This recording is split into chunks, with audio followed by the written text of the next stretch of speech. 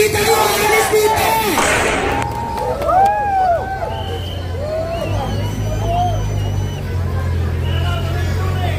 Nandito rin po pala ang Cinemotion. Thank you very much, Sir Sahad Andan. Ang Cinemotion po ay ang official dati na parang media ni President Rodrigo Roa Duterte. Okay. Ako po ay nagtatrabaho sa isang private company. Ang sahod ko po ay minimum wage earner. Magkano po? 600 plus lang po yun. Kung tutuusin, galing pa akong Pampanga, namasahe po ako ng 200 plus. Bumaba po ako sa Cubao, nag-MRT po ako at bumaba sa Ortigas Station. Papunta po dito, nag-o-observe ako sa ating mga kababayan at parang walang pumupunta dito sa ating rally. Wala silang pakialam. Pues, mga kapwa ko working class, minimum wage earner, makinig po kayo. Kung bakit po kayo dapat makialam. Ang panustos na yan. Kinuha yung pondo ng Pilipinas para gawing ayuda. Sino po ang kawawa, mga kababayan?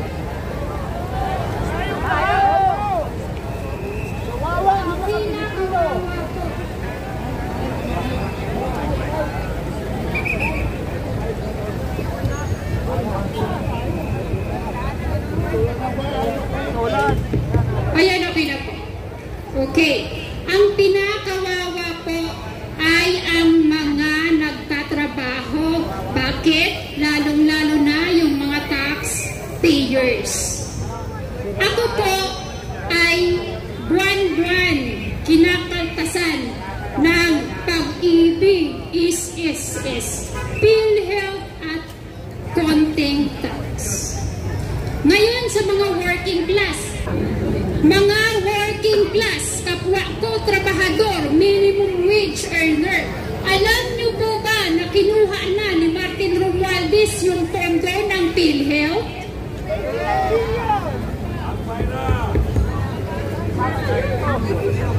Kailan po kayo magsasalita, kapwa ko, trabahador?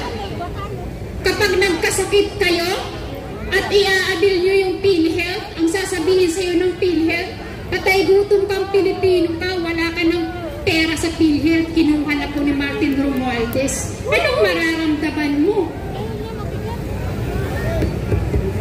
Pangalawa, diniditakan po tayo ng SSS. Diniditakan po tayo ng Pag-ibig. Mga security guards, mga service crew, cashier, merchandiser, delivery driver. Kailan kayo lalabas?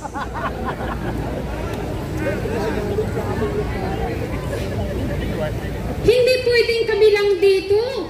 Hindi pwede. Kasi nasa iisang bansa tayo, ang Pilipinas. Alam ko may mga trabaho kayo. Pero kahit isang araw lang sa rest day nyo, hindi ba kayo pwedeng mag-spend ng time dito sa amin at makisama? Ako po ay rest day ngayon. Pumunta po ako dito. Namasahe po ako dahil gusto kong ilabas ang aking hinaing bilang isang Pilipino at bilang isang taxpayers. Okay, tapos na po ako para sa mga working class. Sana naintindihan ninyo kung ano dapat ang ating ipaglaban at i-demand sa gobyerno. Duterte! Duterte! Duterte! Duterte!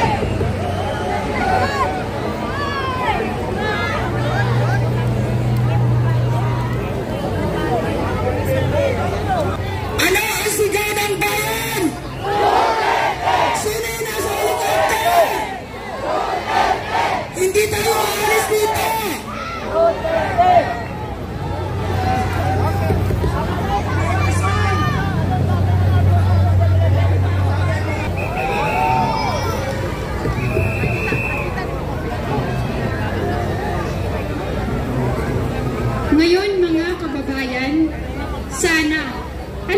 hindi pa ito yung huli ng mga pagtitito namin, sana pumasok sa isip ninyo na hindi na po tama ang nangyayari sa Pilipinas. Hindi nyo ba napansin sa kalsada pag naglalakad kayo, sa mga commuters dito, sa MRT, LRT, sa bus, sa jeep, hindi nyo nga mailagay sa likod nyo yung bag nyo, di ba? Sa harap na, di ba? Bakit? Kasi laganap na naman ang mga bangag, ang mga adik, snatcher, at mga nangingidnap ng bata na itong PNP. Sa dami ng mga nawawalang bata, mga sir, kailan nyo aaksyonan yan sa amin? Dito, sa bahay ng nanay ko, sa may Antipolo, yung mga iskinita doon, hindi na pumapasok yung mga riders kasi ninanakawan, ninuhold up sila. Minsan yung motor nila kinukuha pa.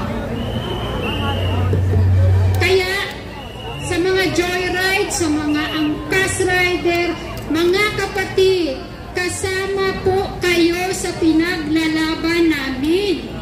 Araw-araw po kayo nandito. Isa man lang na representative ninyo, pwede naman pong magsalita.